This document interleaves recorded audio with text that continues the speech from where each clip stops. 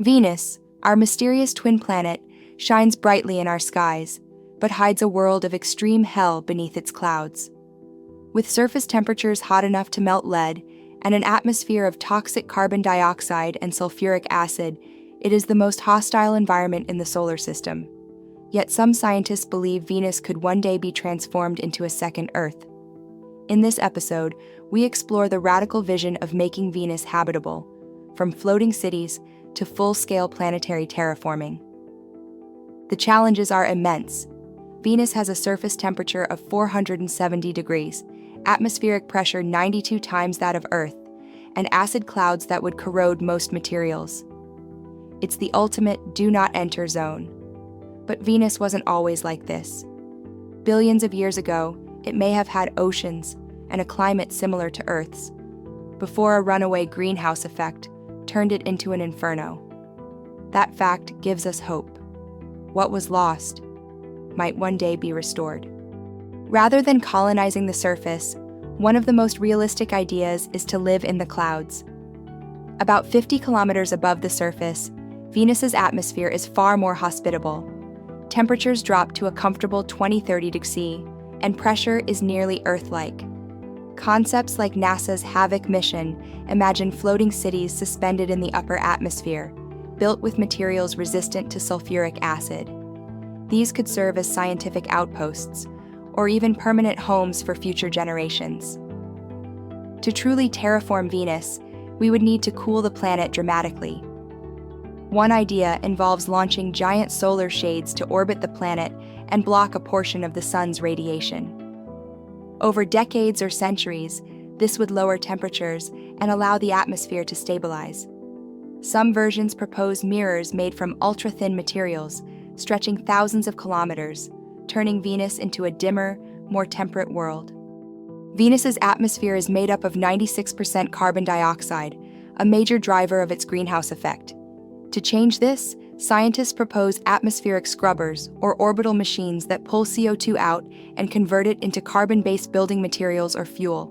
It's an enormous task, like draining an ocean with a straw, but AI-driven automation and energy from orbiting solar farms could make this feasible in the far future. Other approaches aim to bioengineer the atmosphere. Some scientists are exploring whether extremophile microbes or synthetic bacteria could survive in Venus's upper clouds, slowly altering the chemical composition. Genetically modified organisms might one day help reduce sulfuric acid or bind carbon dioxide into organic matter. It's terraforming with biology, turning Venus into a planetary-scale greenhouse experiment. Terraforming Venus wouldn't happen overnight. It might take hundreds or even thousands of years to cool the atmosphere, alter its composition, and stabilize the climate.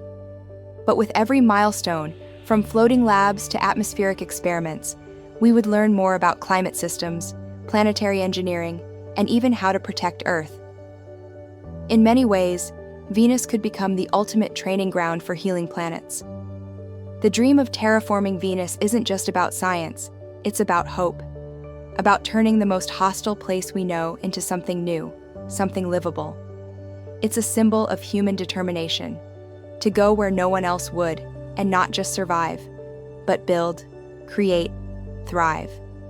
It reminds us that no planet is too far gone, and no challenge too great, when we work together with vision and patience. As we reach farther into the solar system, Venus may become a vital crossroads, a hub between Earth and Mars. Its thick atmosphere is ideal for aerobraking, making it useful for cargo routes. Its proximity to Earth, just a few months away, means it could become a key stepping stone for interplanetary logistics. And one day, Venus itself may not be a destination of dread, but of opportunity. Imagine a future where Venus is no longer a glowing warning sign in our skies, but a lush, thriving world. Forests sway in gentle winds, rivers flow across once barren plains, and families walk under a soft, golden sun. It sounds like a dream, but so did flight, space travel, and artificial intelligence once. Venus Reborn may not happen in our lifetime, but the journey starts now. And in that journey, we may learn how to save not just one planet, but many.